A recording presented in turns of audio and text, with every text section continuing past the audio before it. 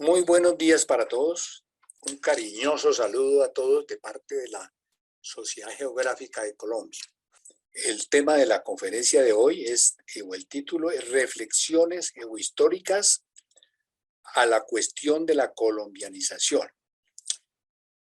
Esta es una conferencia editada por el ingeniero Carlos Augusto Sánchez Castañeda. Él es profesor de la Universidad Externado y también él es colaborador, un ingeniero colaborador, investigador de la Sociedad Geográfica de Colombia.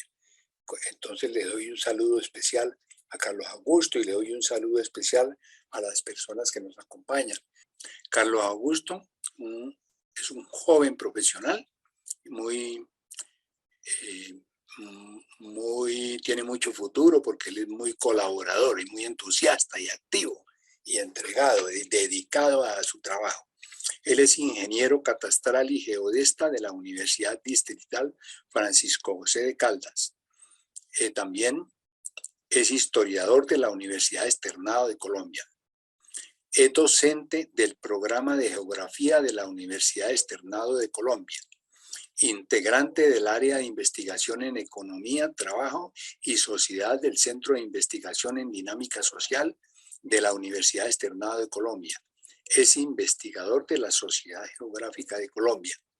Vamos a lanzar al conocimiento de los que nos acompañan, como dicen los periodistas, una chiva, que estamos ya próximos a tener el trabajo final del Atlas de Cuencas Hidrográficas de Colombia, en el cual participó mucho, en un 80% Carlos Augusto.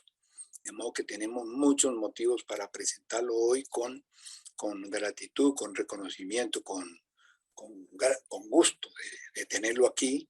Carlos Augusto, el tema de él va a ser reflexiones geohistóricas a la cuestión de la colombianización. Un tema interesante.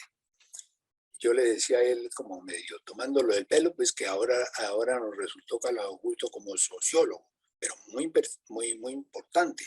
Lo felicito. De modo que adelante, Carlos Augusto, con su conferencia del día de hoy. Y bienvenido y gracias. Gracias, Coronel Augusto Bamón. Gracias por la invitación. Gracias a todos los miembros de la Sociedad Geográfica. Y reciban también un cordial saludo de mi parte y espero que la exposición pues sea agradable, enriquecedora, constructiva. Entonces, sin decir más, voy a empezar a compartir la pantalla. Y ustedes me confirman si ya se está viendo mi pantalla. Bien. Carlos, muy bien. Listo, entonces el coronel ahora me preguntaba si esto tenía que ver con lo que yo había hecho de investigación para mi pregrado de historia. Entonces yo le respondí que sí, en parte. Yo cuando hice mi pregrado en historia investigué un poco la historia de las iglesias protestantes aquí en Bogotá, sobre todo en el siglo XX, pero eso, digamos, me llevó a interesarme y a investigar y a estudiar la historia de lo que conocemos como el protestantismo o el cristianismo protestante en Colombia, y eso me dio, digamos, un punto de mira de interés a las dinámicas históricas que sucedían en San Andrés y Providencia. Ahora ustedes van a ver por qué. Entonces voy a contarles, lo que voy a contarles va a partir un poco desde lo personal, desde mi experiencia personal y por qué me interesó investigar esto, hacia algo más académico, que yo lo he titulado así, que son reflexiones geohistóricas a la cuestión de la colombianización, una mirada a las reformas educativas y religiosas en el archipiélago de San Andrés. Y a veces va a ser difícil poder distinguir entre educación y religión, sobre todo cuando hablamos de estos temas, y también no me quiero anticipar mucho, entonces ustedes ya lo verán.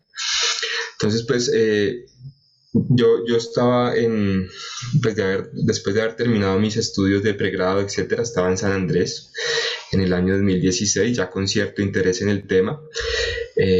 Pues aparte de ver lo que uno siempre ve cuando va a San Andrés, los paisajes, la cultura, etcétera, en efecto me di cuenta que en San Andrés hay una diversidad, llamémoslo así, religiosa muy grande. Entonces estas fotos que ustedes están viendo son pues tomadas por mí durante ese viaje. Entonces una iglesia una iglesia protestante, perdón, la iglesia católica. Abajo ustedes ven la mezquita que se ubica en San Andrés, de la comunidad, lo que llaman allá los turcos, que la gran mayoría de personas provienen de Siria o del Líbano.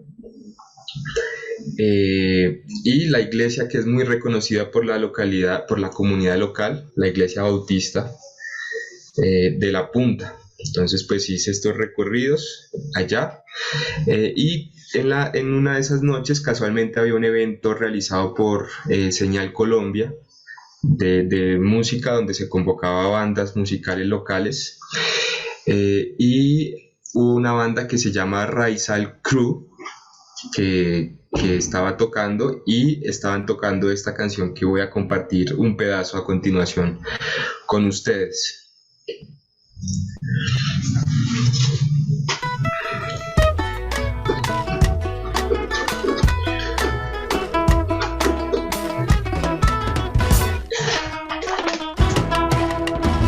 San Andres people be proud to be San Andrean. San Andres people be proud to be San Andrean.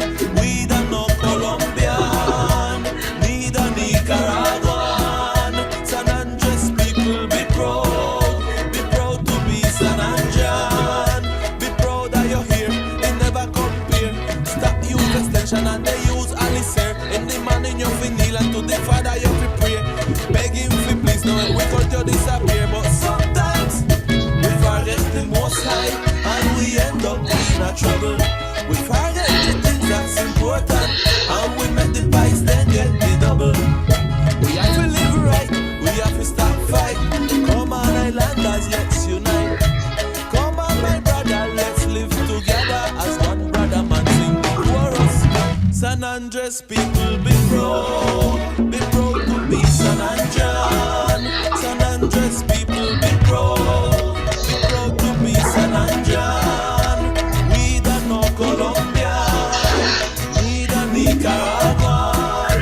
San Andres people be proud to be San Andrean. Be proud.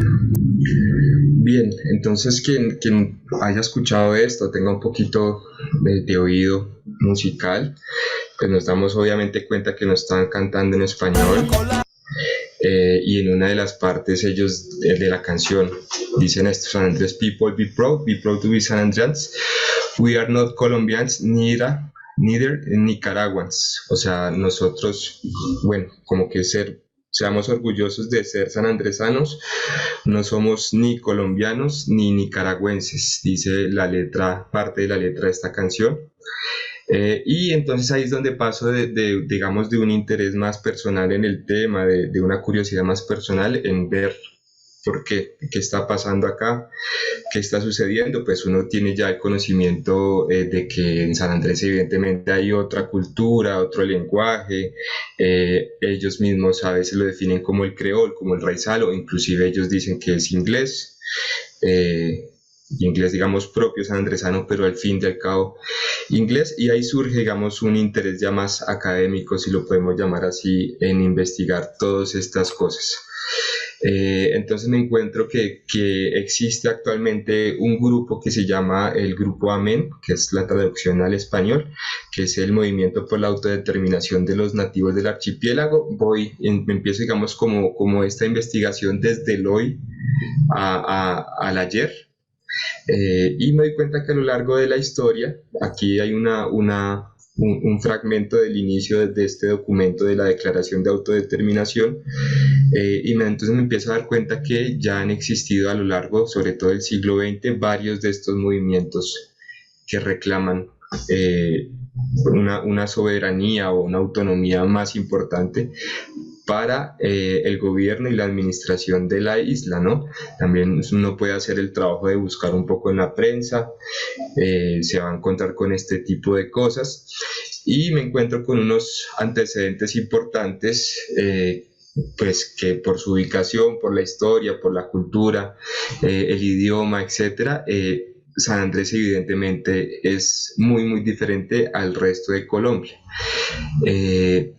Hay algunos intentos por plantear la cuestión de la independencia de San Andrés desde los mismos inicios del siglo XX. Hay una figura importantísima que es el personaje de Marcos Archbold en la década de los 60, que incluso procuró hacer, digamos, una petición a las Naciones Unidas para que se tuviera en cuenta, digamos, el caso de San Andrés. Un avance fuerte, digamos, con el reconocimiento que da la Constitución de 1991, entonces empieza a surgir una serie de grupos, de movimientos. Un antecedente importante es el movimiento SOS, Son of the Soil o Hijos de la Tierra, y el movimiento Amén actual, que es el que, digamos, abarca gran parte de estos movimientos que les estoy contando y que ya les mencioné. Entonces, surge una pregunta grande que es, pues, ¿cuáles han sido las formas en que el gobierno colombiano o gobierno colombiano continental ha integrado o ha intentado integrar al archipiélago de San Andrés y Providencia a la construcción del Estado Nacional, desde el proceso de la independencia hasta hoy? Y en esta pregunta grande, digamos que surgen dos, que son las que quiero plantear un poco el día de hoy. Por supuesto, no sobra decir que esta investigación pues se está realizando, que es, digamos, una especie de abrebocas, pero que es bastante diciente ya lo que vamos a ver hoy, pero esto va a continuar y va a tener unos productos más serios, más robustos en los siguientes meses o semestres. Entonces, la primera es cuál ha sido el papel de la educación pública y de la religión en este proceso geohistórico y cómo esta integración a una idea de Estado nacional se ve reflejada a través de la cartografía producida por el Estado colombiano o la cartografía histórica que se ha hecho en el Estado colombiano. Entonces, hagamos un recorrido rápido por la historia la historia, llamémoslo así, administrativa, gubernamental de San Andrés. Entonces tenemos un muy escaso poblamiento de grupos indígenas previo a la llegada de los españoles. En la historia, uno lee historiografía sobre San Andrés y hay unos autores que dicen que las islas no estaban pobladas, unos dicen que habían unos grupos. La evidencia, digamos, arqueológica más precisa nos revela que sí existían unos grupos muy pequeños que sobre todo tenían ya cierta conexión con la costa, lo que hoy es Nicaragua, pero a partir de 1510 es cuando empieza la posesión y el poblamiento, digamos, occidental de las islas con los españoles. Sin embargo, fue un poblamiento muy, muy precario, y el poblamiento, digamos, más grande, llamémoslo así, más grande, estuvo entre 1629 y 1680 con los primeros asentamientos británicos en la isla. Empiezan a surgir una serie de tensiones. Por supuesto, los asentamientos británicos iban acompañados también de población esclava africana. Surgen una serie de tensiones entre 1775 a 1786 entre el Imperio Español y el Imperio Británico por el control de las islas. Entonces se logra llegar como a cierto acuerdo de que se logra, pues se deja vivir a las personas que están ahí, siempre y cuando paguen una especie de tributo al Imperio Español por vivir ahí, y después el proceso de independencia, ¿no? Entonces 1822, ese hito histórico que por primera vez se pone la bandera colombiana en las islas. Después administrativamente las islas pasan a estar bajo el cantón de la provincia de Cartagena. Después en el 63 con los Estados Unidos de Colombia hacen parte del Estado soberano de Bolívar. En 1866, porque se dan cuenta que es muy difícil controlar las islas o manejar las islas administrativamente, entonces dicen que van a pasar parte ya a un gobierno central. Entonces el territorio de San Andrés y Providencia en el 866.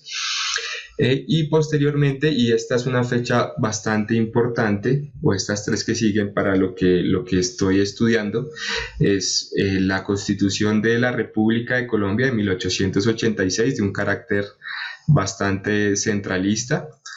Otro hito importantísimo va a ser la separación de Panamá, debido a que cuando Panamá se separa de Colombia con la intervención de Estados Unidos, la sociedad sanandresana, esto está bastante bien estudiado, la sociedad sanandresana tenía ya ciertos vínculos también comerciales con Estados Unidos.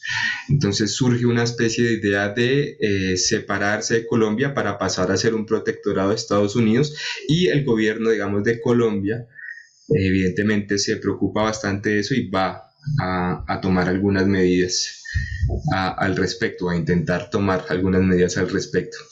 Y administrativamente, entonces, una de esas medidas va a ser la creación de la Intendencia de San Andrés y Providencia, y a partir también de estas fechas empiezan a llegar un montón, no, sino llegar una cantidad considerable de personas de la Colombia continental a las islas, sobre todo para el tema de gobierno, y sobre todo personas que iban desde la costa caribe, sobre todo de Cartagena, ¿no? Entonces aquí resalto la importancia de esta constitución de 1886, porque inicia un periodo que la historiografía conoce como la regeneración.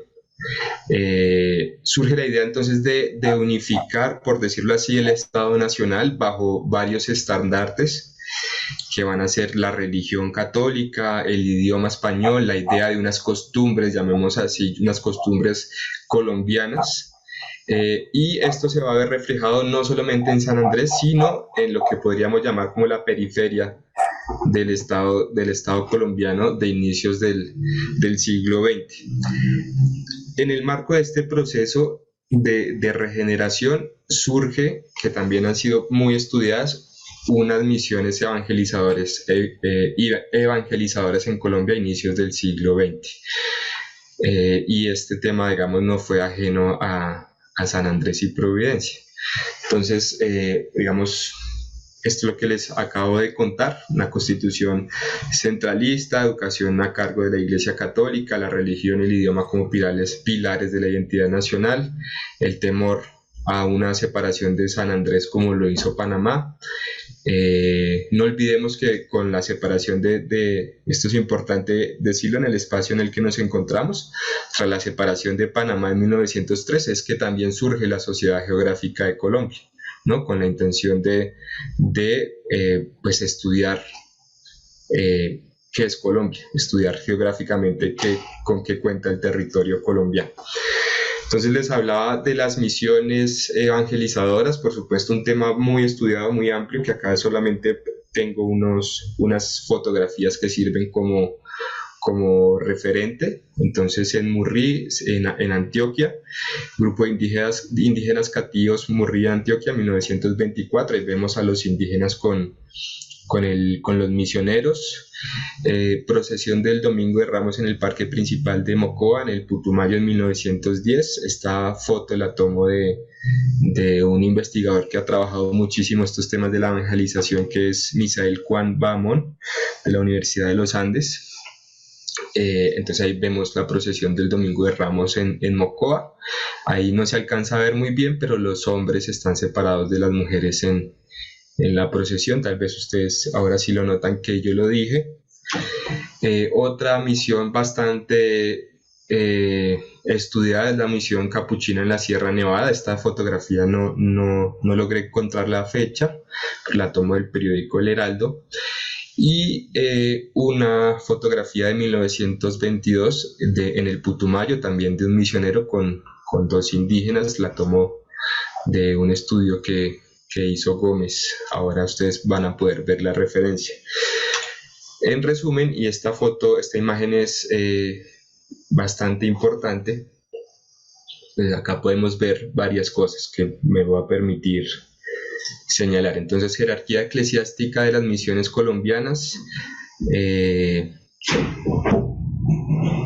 Aquí pueden ver San Martín en los Llanos Orientales.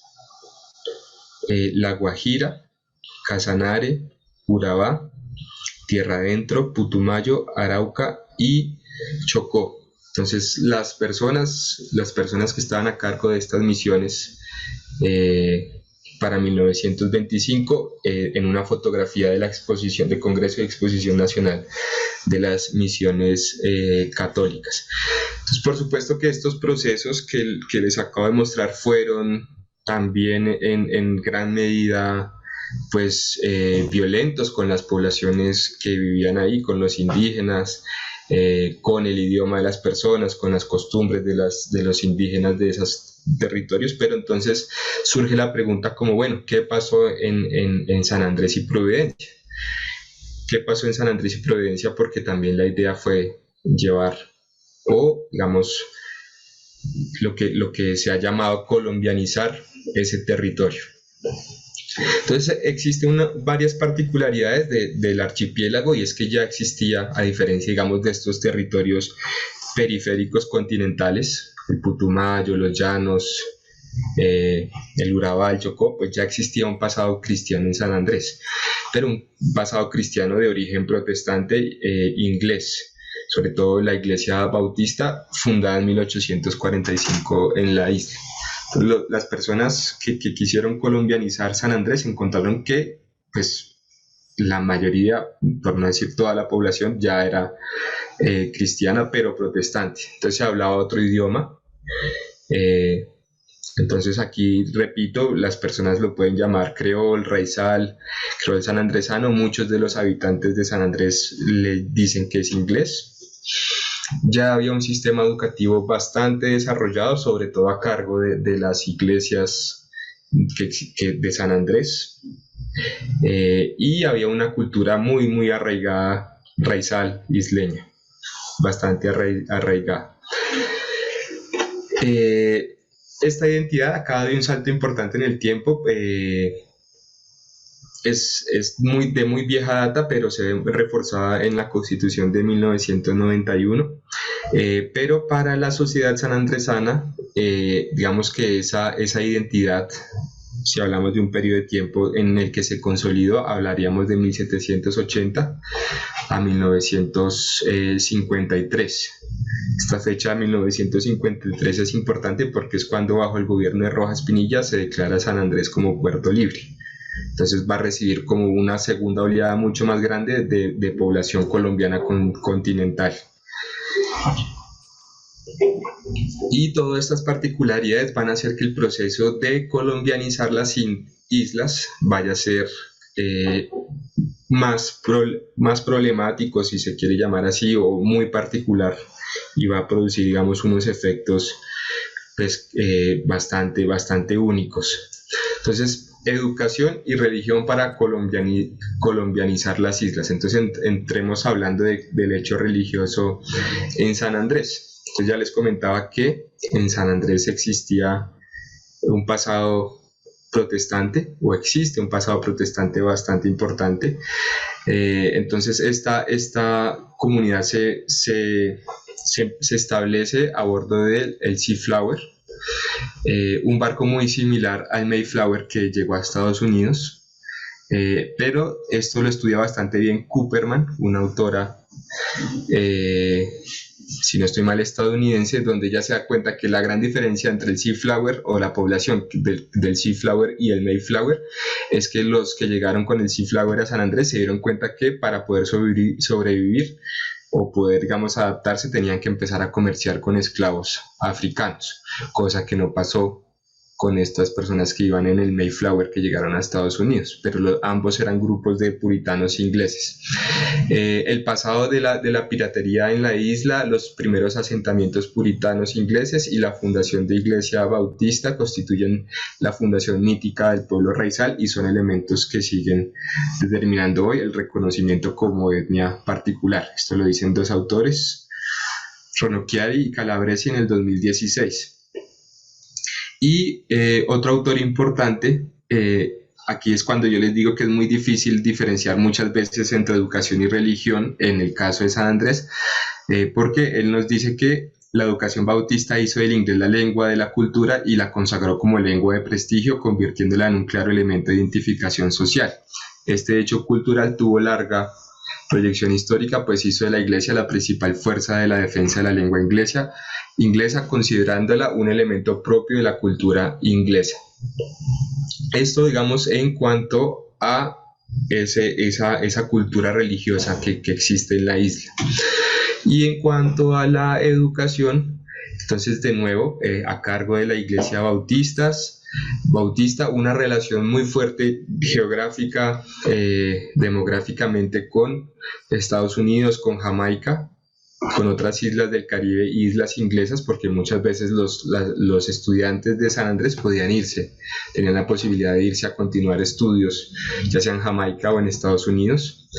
Y la educación católica, y acá es donde empiezan a haber algunas tensiones, fue iniciada en el siglo XX, inicios del siglo XX, por misioneros, pero digamos que no fue tan traumática en el comienzo porque estos misioneros venían de Estados Unidos, entonces hablaban en inglés, no llegaron a imponer el idioma español.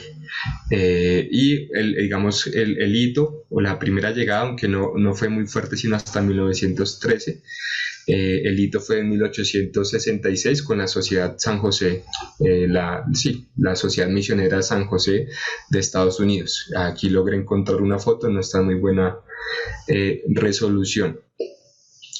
Y Parsons, James Parsons, el mismo que escribió sobre la colonización antioqueña, también escribió un libro sobre San Andrés en el año 1954, que fue traducido al español en los 80s. Entonces él nos dice que el proceso de volver católicos a los habitantes de las islas puede datarse desde finales del siglo XVIII. La Iglesia Católica y el Estado se han unido para financiar los gastos de sostenimiento de las misiones, ya sea que las conversiones al catolicismo y la enseñanza del español se realizan simultáneamente. Y las escuelas católicas, donde se enseña el español bajo la protección del gobierno y se proporciona a los colegios almuerzo gratis, han desplazado a muchos de los colegios protestantes más costosos. Empiezan a haber una serie de tensiones por la educación de los niños que empiezan a ir, niños y niñas que empiezan a ir al colegio católico, dejan de ir a los colegios protestantes, entonces en esos colegios les hablan en español. Ellos vienen de su casa de hablar inglés, entonces surge también una serie de conflictos culturales que ahora vamos a ver una serie de testimonios al respecto.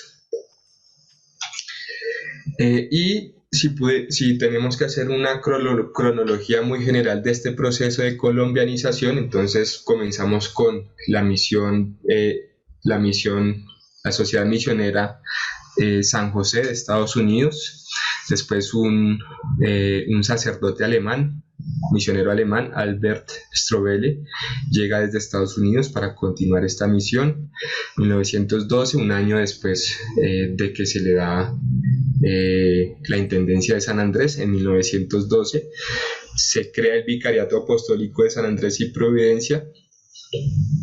Aquí esto me quedó incompleto. En 1926 quería decir que se entrega la enseñanza a las misiones, se entrega la enseñanza y la evangelización a las misiones católicas que están en la isla, y en 1927 arriban las Hermanas Terciarias Capuchinas de la Sagrada Familia y también crean el colegio que se llama La Sagrada Familia, donde por supuesto en el colegio van a enseñar, pues van a evangelizar y van a enseñar todo en español.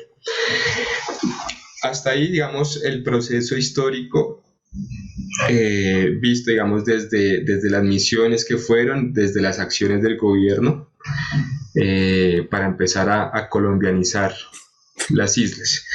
Pero hay algo muy importante, son los testimonios de los viajeros de esa época. Entonces voy a compartir algunas citas de algunos viajeros.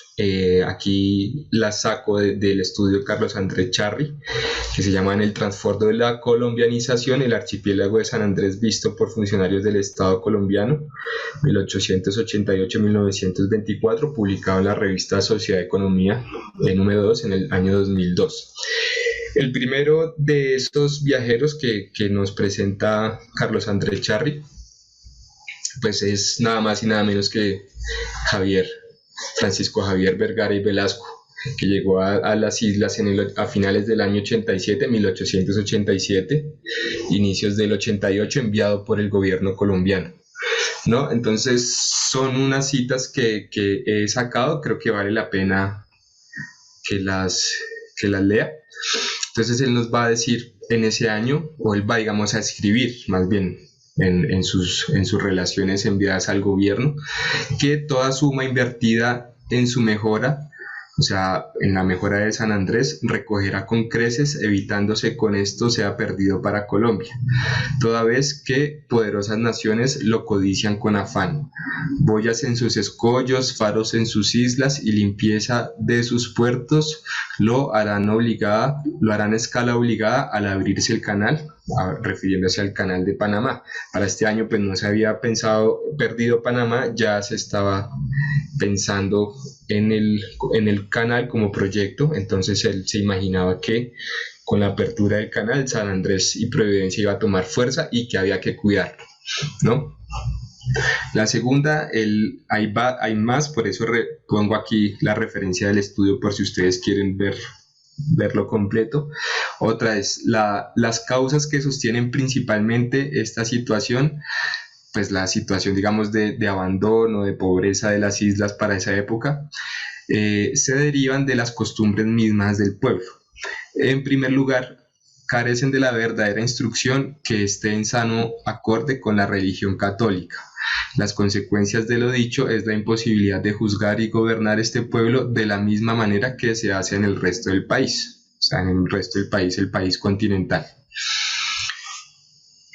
Otro testimonio un poco más largo, pero muy importante, que nos deja Francisco Javier Vergara y Velasco.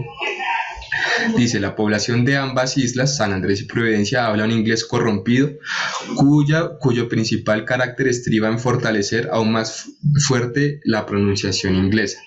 Algunos isleños, aunque poco, conocen el español, que desvirtúan todavía más que el inglés.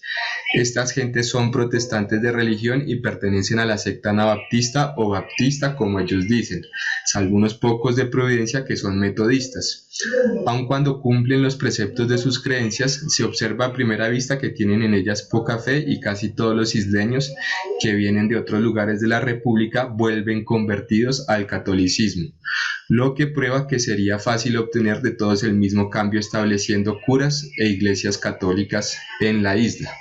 Entonces esto fue unos años antes a que llegaran con fuerza las misiones católicas, pero aquí Javier Vergara y Velasco ya lo estaba diciendo, que era la necesidad o sea, que esto se tenía que hacer en las islas. Y recordemos, no hay que perder nunca de vista, pues un año antes se había iniciado el proceso que llamamos regeneración con la Constitución de 1886, ¿no? Un segundo testimonio que es bastante interesante es el de un capitán colombiano que se llamó Emilio Ayton. Él fue unos años después, 1913, o sea, ya llevábamos algunos años posteriores a Vergara y Velasco. Entonces ustedes me disculpan por lo largo, pero es muy importante leer este testimonio. Entonces, principios de elemental internacionalismo consagran que son la religión, el idioma y las costumbres los lazos que unen y estrechan los pueblos en sus mutuas relaciones. No hablemos de la raza, porque hay que aceptar, por doloroso que sea, la diferencia de origen genealógico de los habitantes del archipiélago con el resto del país colombiano. No fueron los hispanos los que vinieron primero. Perfectamente. Pero fueron ellos los que dominaron en breve, y su deber, su obligación, era hispanizar un territorio que ya estaba cobijado por un pabellón distinto de aquel que cobijó el nacimiento de los primitivos exploradores, quienes no osaron imponer el suyo, sino que al contrario aceptaron de buen agrado la nueva nacionalidad que la suerte les había reparado, arrojándolos, en un peñasco desconocido. Vemos pues que el mal viene de muy lejos. Conociendo que era otro pueblo el que habitaba parte de su territorio, no quisieron los colombianos de entonces colombianizarlo. trayéndole su religión, su idioma y sus costumbres. Solo recordaban que en la mitad del Caribe había tierras colombianas cuando el dinero hacía falta en las arcas o había necesidad de enviar, por exigencias de la policía, empleados que se veían como extranjeros en su misma patria, ¿no? Entonces, para 1913, Emilio Eyton estaba ya, digamos, reforzando la idea que había que colombianizar, en las mismas palabras de él, las islas. Otro un poco más corto, y es el último. Seamos o no seamos, decía el indio del cuento, o aquí se practica la religión católica, que es la de la nación, aquí se habla la lengua que divinizó Cervantes, aquí se pone en vigor las sanas costumbres que adornan al pueblo colombiano, o no hay término medio, borramos de nuestro mapa el archipiélago de San Andrés y Providencia. Hagamos un esfuerzo supremo y fundemos escuelas con personal idóneo, competente, y ya veremos cómo la futura generación que aquí se levanta verá a Bolívar, Sucre y a Ricaurte. Ya oiremos cómo entonan con suprema poesía el himno nacional. Entonces son dos testimonios ahí en el estudio que referenció ahí otro personaje, pero creo que por tiempo está bien así. Ya ustedes se dan una idea de lo que pensaban los colombianos del centro del país sobre lo que había que hacer en San Andrés, pero miremos qué pasaba con los isleños. Miremos la otra parte de qué nos cuentan los isleños, sobre todo algunas isleñas que dan su testimonio sobre lo que pasaba con la educación. Entonces, aquí referencio el trabajo de Mitchell, un sanandresano, que se llama Evangelización, Escolarización y Colombianización en San Andrés Islas, el Colegio Sagrada Familia, 1928-1978. Entonces la señora Delcy nos dice, pues yo rescato tres apartados de la entrevista que se logró hacer con ella en este estudio. Entonces dice: mi padre era católico, pero mi madre era bautista, y en esa época nosotros íbamos a la misa dominical a las 6 de la mañana con mi padre. Cuando la misa acababa, caminábamos e íbamos a The Hill, a la iglesia bautista, con mi madre. Mi padre tenía una tienda en The Hill, o en la Loma, como le conocen también. Nosotros siempre estábamos ahí después del culto bautista, almorzábamos y retornábamos en San Luis en la noche. Ya hablando sobre la educación, ella nos dice: las hermanas capuchinas no enseñaban inglés. Nuestros padres siempre nos enviaron a la escuela inglesa con el profesor Willy, que siempre enseñaba en inglés en una casa grande de 2 pisos. Cuando era época de matrícula, nadie debía ir a la escuela. Ellas vinieron por la bahía hablando de las hermanas capuchinas, e iban casa a casa inscribiendo niños para el colegio. Así los niños podrían ir a la escuela y aprender español. Aquellos que no aprendieron fue porque no quisieron ir. Este testimonio, digamos, no es tan conflictivo, pero estos dos que siguen van a ser un poco más tensos. La señora Beverly. Ella le dice al entrevistador: te digo que tuve un tiempo difícil, porque yo salí de mi casa solamente hablando creol y tenía que entrar en un salón de clase con una persona que hablaba otro idioma que yo no podía entender. No fue fácil para nosotros. Yo siempre digo que a nuestra gente se les comienza a violar sus derechos desde que salen de sus hogares para entrar en un salón de clase, cuando tienes que abandonar tu lenguaje para ir a... Te obligan a hablar otro idioma porque es lo primero que te dicen: no hables esas cosas aquí. Ella también dice en su entrevista: mientras estudiaba fui bautizada. Luego de llegar a la Sagrada Familia, fui bautizada por los sacerdotes sin el consentimiento de mis padres. Yo fui bautizada cuando tenía 11 años, solo nos tomaban y nos bautizaban así, sin el consentimiento de nuestros padres de familia. El testimonio de lo que ellas se acuerdan de cómo fue ese proceso de empezar a estudiar en el Colegio de la Sagrada Familia. Y el último, el testimonio de la señora Belarmina. Dice que en Providencia nosotros no estudiábamos español, nosotras aprendimos a leer y a escribir en inglés en el Star Reader's Book. Esos libros son muy viejos, venían de Estados Unidos, ¿no? Para demostrar un poco la relación ya preexistente a la colombianización con Estados Unidos, con Jamaica, con estas islas caribeñas inglesas. Y una foto que tomo de este estudio de pues ya las niñas al 2014 izando la bandera de la República de Colombia en la fiesta patria del 20 de julio en el año 2014. Y a modo de corolario o de anexo que es importante para la exposición que estoy realizando es ver cómo este proceso se iba dando en simultáneo con la producción de cartografía por el gobierno nacional. Entonces voy a presentar una serie de como unos 5 mapas para cerrar la exposición. Entonces, el primero de ellos es el mapa de la provincia de Cartagena, realizado por Codazzi. La provincia de Cartagena de 1811, recién la independencia, donde en este caso sí se detalla las islas de San Andrés y Providencia, pero este no va a ser lo común en la producción cartográfica. Y lo común es que cuando se detallen se van a poner así en un recuadro cerca al continente. Por eso es que es un proceso que se ha dado en toda la historia, y muchas veces la gente cuando ve el real tamaño de San Andrés en un mapa pues se imagina o se sorprende y pensaban que San Andrés era mucho más grande de lo que esperaba. Este siguiente mapa, elaborado por Agustín Codazzi, muestra la división de lo que llamamos Gran Colombia. Aquí lo que hace Codazzi es poner por aquí las islas muy pequeñas. Aquí se alcanzan a ver. Acá el Cayo Albuquerque, pero no se le da mayor relevancia a las islas. Elaborado por José Manuel Restrepo. Sí, aquí se me escapa un poco la fecha, creo que es 1845, si no estoy mal, ustedes me perdonan el lapsus, cuando las islas son administradas por el departamento de Magdalena.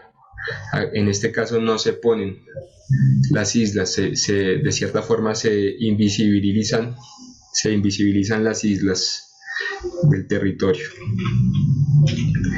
Este otro, un mapa de la Nueva Granada de 1847, dedicado al barón de Humboldt, elaborado por Joaquín Acosta. Aquí de nuevo se recurre como a la fórmula de Codazzi de ponerlas pero sin mayor resalte, ¿no? Lo que importa es como esta Colombia continental, lo que importa para la elaboración del mapa. Este mapa, producto de la Comisión Coreográfica, el Estado Soberano de Bolívar para 1864, lo que hace es poner las islas, tal vez de forma un poco aleatoria, elaborado por Manuel María Paz, pues las pone aquí, ¿no? Las pone aquí a costado superior derecha. Las islas pues evidentemente no están ahí, pero es como el recurso que él usa para poder ubicar las islas de San Andrés y Providencia. Este mapa ya ha entrado el siglo XX, 1831, elaborado ya por la Oficina de Longitudes, lo que después sería el Agustín Codazzi. Lo que hace de nuevo es ponerlas aquí a la derecha superior, esquina superior derecha del mapa, sin resaltarlas mucho, ¿no? De nuevo, digamos, lo importante es esa Colombia continental. Esta costumbre de ponerlas así en un recuadro va a durar hasta muchos años. Este es del año 1999, elaborado ya por el IGAC, y esto es a lo que yo me refería. La solución que se le empezó a dar en la cartografía fue poner las islas acá. Este fue el mapa con el que muchos de nosotros estudiamos geografía en el colegio. Vimos la idea de los departamentos de Colombia en el colegio, a tal punto que yo lo he hecho, digamos, de forma un poco ya más curiosa, de preguntarle a la gente dónde está ubicado San Andrés, cuando no están estas islas acá, y las ponen acá, y las ponen así de grandes, más o menos así de grandes. Que mucha gente cuando ve este mapa, que surge, digamos, después del pleito del 2012 con Nicaragua, pues no se imagina que las islas primero están ubicadas tan lejos y tienen el tamaño que tienen. La gente suele imaginarse que tienen un tamaño, voy a tratar de... Sí, la gente suele dibujar a San Andrés Islas como algo así, muy cerca a Colombia y algo muy grande. Cuando se dan cuenta que San Andrés Islas y Providencia es esto, que pongo acá, como que no lo pueden, sí, como que se sorprenden bastante. Entonces ya para concluir, son unas conclusiones pues bastante introductorias, porque les comentaba que este estudio pues debe seguir. Entonces yo digo que el proceso de colombianización pone o problematiza mucho lo que conocemos como identidad nacional colombiana, ¿no? Problematiza tal vez también el sistema educativo nacional cuando nos enseñan en los colegios qué es ser colombianos, porque esa idea, digamos, pese a que han habido muchos cambios, sigue siendo la de un país en el que se habla español, donde su población es católica, donde, bueno, etcétera. Esto, si los habitantes de San Andrés son colombianos, entonces esto entra en un interrogante grande también, ¿no? Otra es que la integración muchas veces a la fuerza de los territorios periféricos colombianos al país ha sido un proceso diferenciado y violento que ha acabado o invisibilizado religiones, idiomas y formas de vida. Y no hablo de la colonia y de la conquista española, sino de siglo XX inicios. Otra, la gran diversidad de lo que conocemos como Colombia se vuelve a cuestionar en el modelo territorial sobre el que ha buscado el país en las constituciones de 1886 y 1991.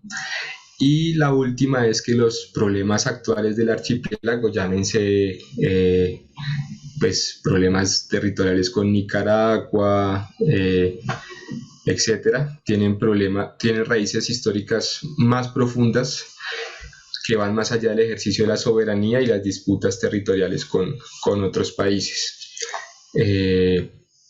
Aquí les dejo un poco las referencias de algunas cosas que rescaté para la presentación, y muchas gracias por su atención. Les dejo mi correo por si después hay alguna duda que quieran profundizar. Y muchas gracias, coronel, gracias a todos. Muchas gracias, Carlos Augusto. Le doy las gracias con un sentimiento de sincera gratitud, Carlos, porque usted ha pasado por la Sociedad Geográfica sembrando. Bueno, muchas gracias.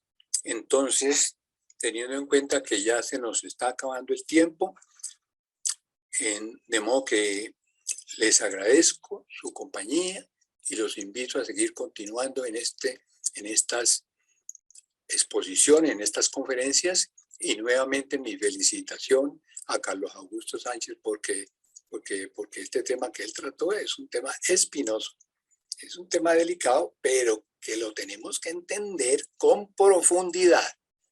Como decía el hermano Justo Ramón, nadie quiere lo que no conoce y nadie defiende lo que no quiere. Bueno, muchas gracias a todos, muchas gracias, ingeniero Víctor Buitrago, y vamos a cerrar nuestra conferencia.